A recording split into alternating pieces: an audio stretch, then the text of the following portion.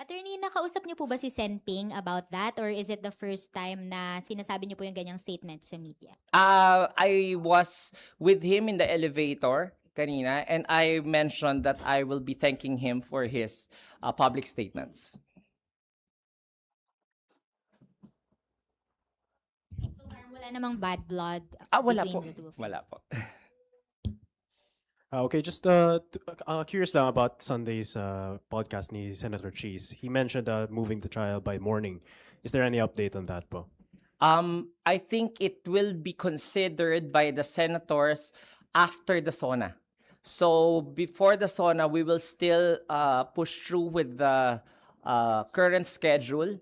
But after the SONA, I think they are considering whether to transfer the trials in the morning or retain it in the afternoon. But it's a very serious proposition naman po. Yes. Thank you. Because I think the concern between the Senate President and the presiding officer is how they will be able to manage the time.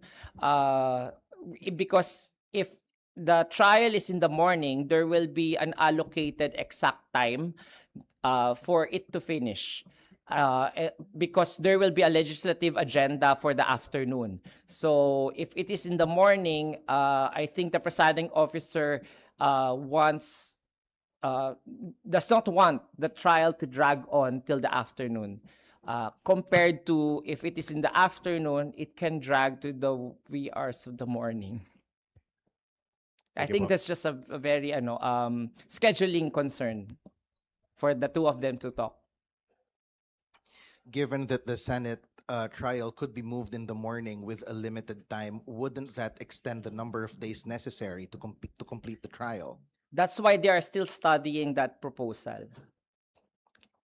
Attorney Mary Reyes from One News One Page po. Si Attorney Zulaika Lopez po, we saw her earlier. Were there any communication from her part na she will be committed to attend tomorrow's hearing for trial? She is required to still be here tomorrow because the subpoena ad testificandum that was issued to her hanggang bukas po yun. 2 araw, today po at saka bukas. So we will expect her to be here tomorrow. Attorney, let's say lang po na hindi, kuwari lang naman po, hindi siya magpakita bukas. Buti na lang po matutuloy yung cross-examination ni Lotok tomorrow. Pero kung kunwari matapos kay Lotok, hindi magpakita si Attorney Zulaika Lopez, what will happen next po? Putol na po ba yung trial for tomorrow? I think the senator, judges, and even the presiding officer expect Attorney Zulaika's testimony to go on tomorrow. I think the House prosecutors as well, they have been communicating to the public that they are ready to conduct their presentation of Attorney Zulaika Lopez, even insinuating declaration of her being a hostile witness. Last na lang, Attorney, from my end. Nag-suggest din po kasi si Senator Ping kung pwede lahat ng scheduled witnesses for the week maagang ipatawag para madaling mapatawag kung sakaling kaya ng schedule. Napag-usapan na po ba siya ng court? Opo, kaya po bukas po talagang naka-schedule si Attorney Locotoc and Attorney Zulaika. And also, I think pending din si Belinda Bello. Kasi nga, the presiding officer is mindful that it might take time on Wednesday for the oral arguments to happen, especially with the senator judges being actively participating in the debates. Sir. Yeah. Matthew from Malaya po. Para lang po sa kaalaman ng lahat, yung mga hindi pa po nakakaalam about this, no? Assuming po that Attorney Zulaika Lopez does not show up, meron po bang sanctions or penalties or consequences para pag kung sakaling hindi siya sumipot sa trial? Of course, the subpoena duces tecum and subpoena ad testificandum, no, both are legal processes that are required to be complied with by the parties. And of course, merong kaakibat na penalty, which is usually contempt kapag hindi ka po sumunod sa order ng court. So alam naman po ng lahat ng abogado na yun yung possible na harapin na penalty. So pag hindi po siya sumipot, pwede siyang maaresto. Ay, of course, hindi po kagad. Ganon, bibigyan po ng due process yung witness kung bakit hindi siya nakapunta. So, baka isyuhan lang po muna ng show cause. Kung may mag-move po. Pero kung wala naman po mag-move, then I think the presiding officer does not want to rule motu proprio on those matters. Thank you po. Hannah. Hi, Attorney. Hannah po from BNC.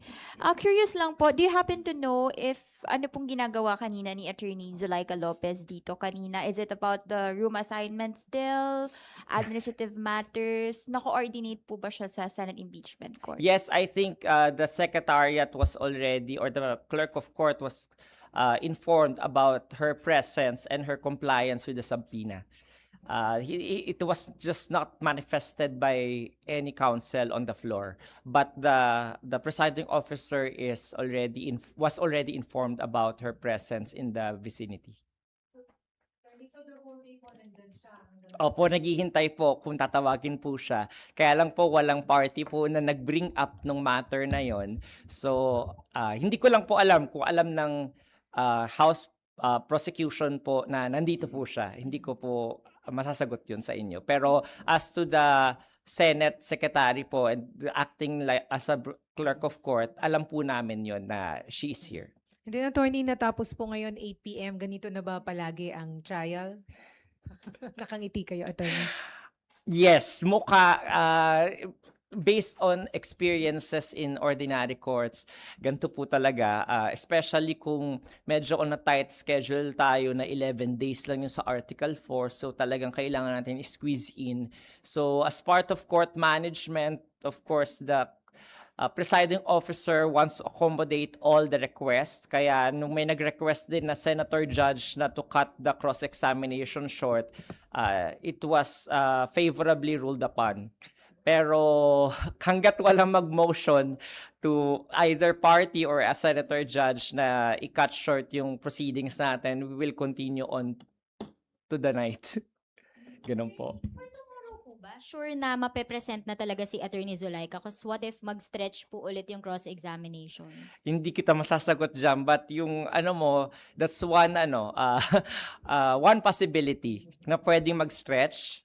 Pwede rin namang hindi mag-stretch. Hindi natin kasi alam how many more questions yung tatanong ng cross-examiner na si Attorney Binluan. We also do not know kung gaano po kahaba yung redirect kay Attorney Lotok at saka yung recross naman po ng depensa kay Attorney Lotok ulit. Meron din po bang instances or pwede po ba na yung senator judge like kanina ay mag-move to adjourn or i-close na yung cross-examination? May mga ganun po bang pagkakataon to expedite yung process? Oh, yes. Yes. That's allowed under the rules. On what grounds? Anong circumstances siya pinapayagan? Yung pag-adjourn. Pagka-cut short, sir, nung cross-examination. Usually, magsastate yung movant ng just cause, reasonable grounds. Kunwari, yung length of time that we have already spent hearing the witness, yung exigency of the case, kunwari, may emergency na nangyari or meron namang mga pagod na yung mga participants in the trial. So those are reasonable grounds naman considered by the presiding officer in granting the motion. Hi, Attorney. Ay, sino po? Rafi Aying. Rafi Aying po from the Daily Tribune. Sir, with the apparent na-discuss kanina is yung mga flaws and discrepancies, the typographical error. Will the parties will be given chance to rectify that or is that part of the... Paano ko ba sasagutin yan? It's the lookout of each party to either bring out those discrepancies if you're on the other side and to not highlight those discrepancies if you are the presenting side.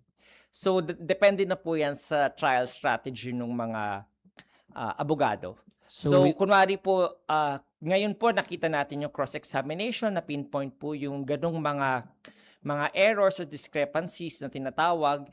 Now, the prosecution has the power to rectify that by asking sa redirect questions. Usually, papaklarify bakit may mali, bakit ganon. So, I mean, without, hindi ko pinapangunahan sila, pero part yun ng any lawyer's training po.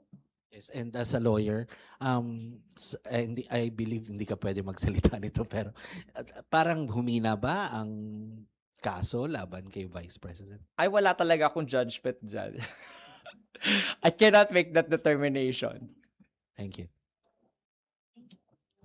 Okay na po. Yung sa waray lang po, part po ba siya ng Filipino as a language? Just to clarify lang. Under the Constitution po, there are two official language, Filipino and English.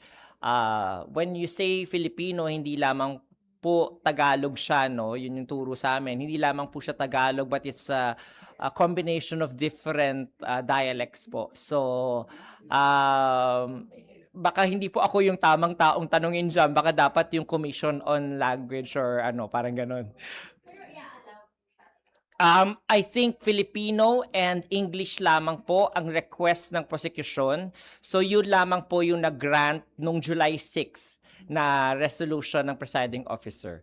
So when we say Filipino, of course, yung common na pagkaintindi natin na Tagalog po. Attorney, sino po yung dalawang senador na wala kanina? Kasi 19 lang yung attendance. Ito-check ko. Hindi ko na-check kanina eh.